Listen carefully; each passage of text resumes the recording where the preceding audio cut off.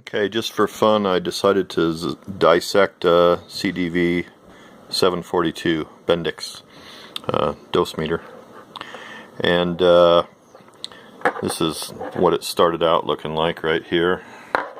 So I put it in the lathe and ended up cutting it off little by little until to see what all the parts were inside. There they are there. At the beginning I actually started trying to see if I could pull it apart at the end. If I can get this to focus. The end piece here is soldered in. That's solder around the outside of that. And this is it. This is the viewfinder that is in there. That's what it looks like. The first piece that would go right there. So if you look through that, I'll see if I can get that to show up through light. I doubt it.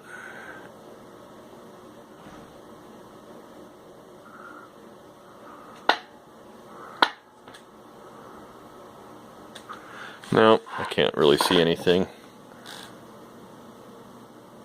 Anyways, the scale is actually on there. I don't think the camera caught it, but the scale is actually on the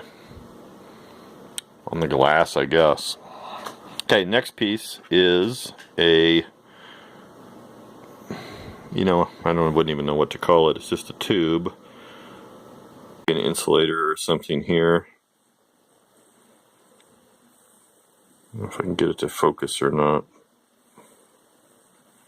It almost looks like a hex key head in there. In fact, when I first got the viewfinder out, the first piece I just showed you, I actually thought maybe this might screw out, but it doesn't, obviously. I had to cut a little bit more off with the lathe, and then I was able to pull this out. And that looks like it has a lens on it too, right there. So, I'm going to put these pieces in order of how they go. This is just a hollow tube. This is just the one leftover piece that in fact, this is what came out of it. That's the last part that I was able to push out. So after I got these two pieces out, I switched and I started to flip it around the lathe, and I started cutting this end apart. And I got the piece off. This is the piece that goes into your charger. I don't know if you can see it or not. There's the terminal that the charger hits right there, and that comes through there and onto this piece.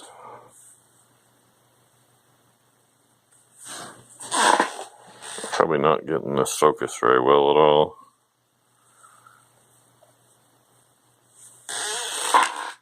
And that comes apart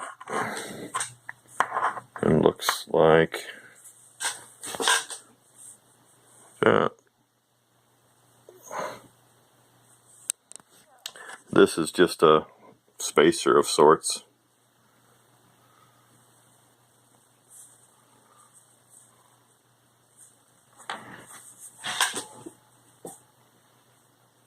I don't really claim to understand all this, but kind of interesting.